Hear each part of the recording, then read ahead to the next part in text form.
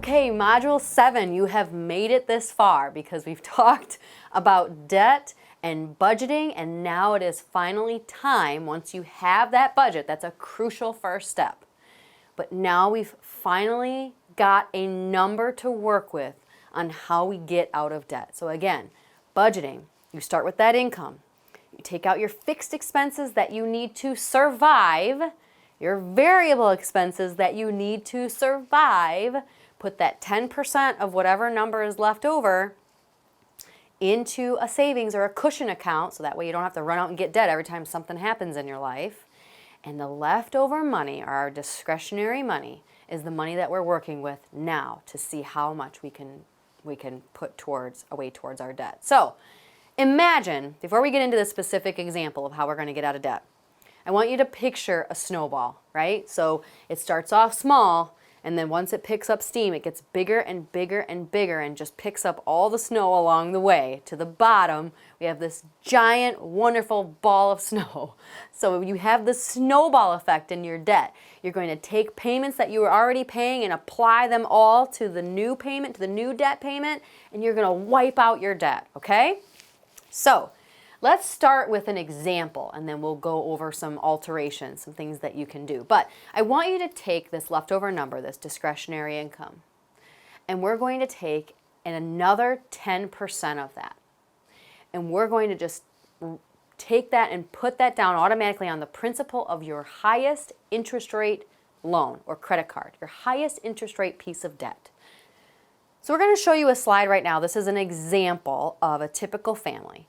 We have car 1, car 2, so we have 2 cars, a mortgage, some credit cards. You can either assume that's one credit card balance or multiple credit cards, a student loan, and some medical bills. This is pretty typical of a family to have all of these items. So this is how you can lay out your debt. When I talked about managing your debt and actually being aware of your debt, you've got the balances up top, you've got your payments, and then you've got your interest rates down below.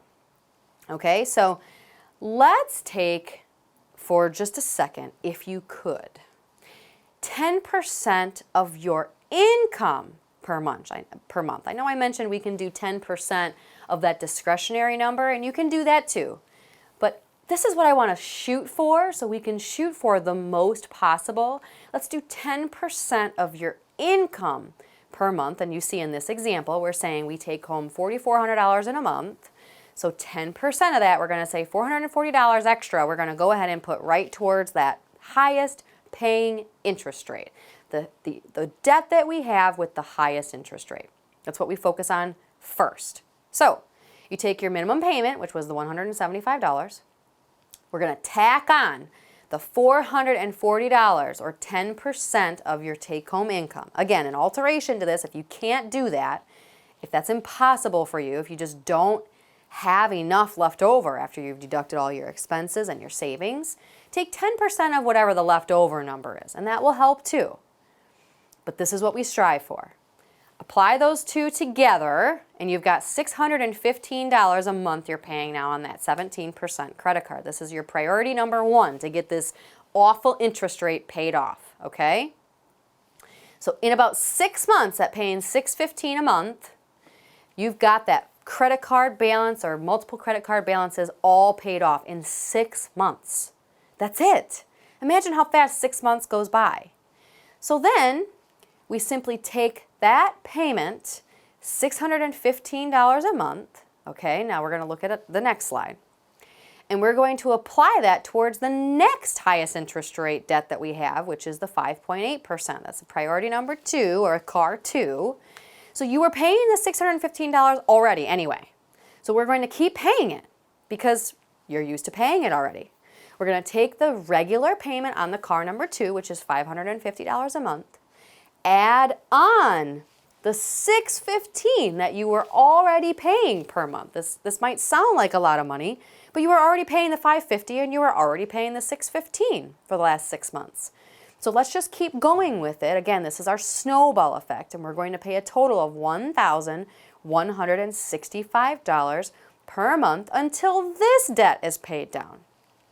In this example, if you do this, in another 7 months, your car number 2 is paid off.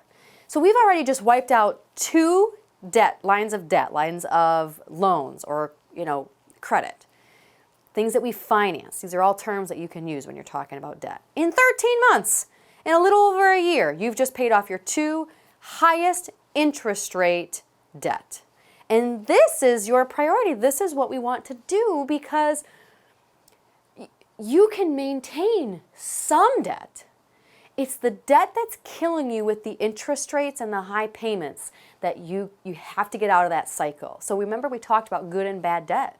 So whatever's left over after the highest interest rate debt is gone, maybe you can maintain that, and now all of a sudden you've got over $1,100 a month extra to spend, to save, to invest, to put towards your goals. Maybe you do want to go on a trip.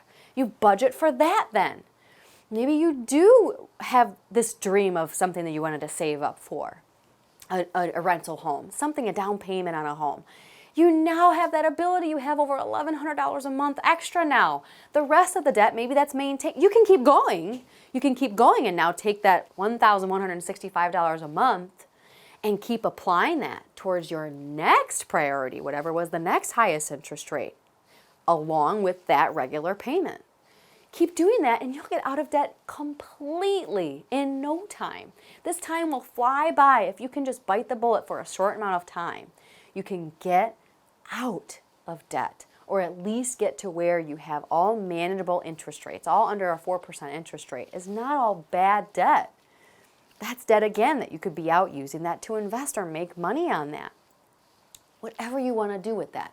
But this is that snowball effect. If you took 10% of either your discretionary income, which we talked again how to calculate that in the last module, income minus fixed minus variable minus what goes away for your cushion.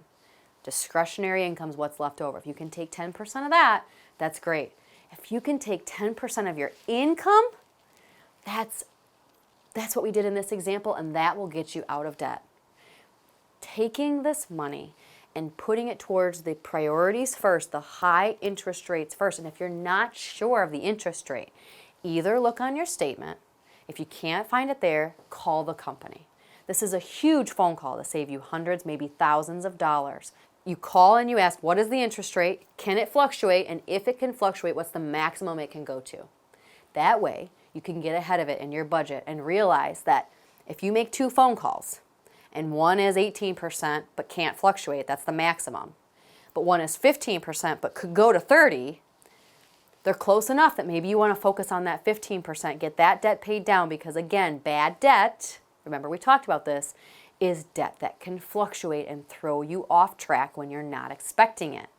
So I would say in that case, I would put the priority on the 15% interest rate that could fluctuate and go up to 30% versus the 18% that it says maxed out. If you can focus on this and you can take this snowball strategy and apply it down to where your debt is manageable, you will have so much more income that you can spend. And now that you know how to budget, you will have enough money to save for kids' college. You'll have enough money to save for your retirement. You'll have enough money to save for goals that you've been wanting to save for. Wouldn't that be nice? Instead of dreading a bill, you've now got a savings account. You've now got an emergency fund that you can, it doesn't put stress on your marriage, it doesn't put stress on your family, it doesn't put stress on you because you're ahead of it. You now can be prepared when life happens and be like, well, I've got that in savings, no big deal, and I don't have to go out and get debt, and you can feel good about that. So let's just recap real quick what we talked about in this module.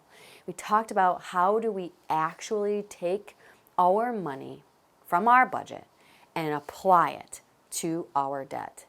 You have to take your map when you're managing your debt and apply priorities to that debt. The highest interest rate or the interest rate that can fluctuate the most, sending you way off track. Those need to be your priorities. You take 10% of your income, which would be great, your take-home income. Or if you simply can't afford that, 10% of the leftover number of your discretionary income. Let's say the leftover number is only $500. 10% is $50. It's a start, and it's something that will get you out of debt. Take that $50 and apply it above and beyond the payment of your priority number 1. And then when that's paid off, take the whole amount that you have been paying on that debt and apply that to your priority number 2. on top of the payment you are already paying. So you see this snowball effect of payments getting bigger and bigger.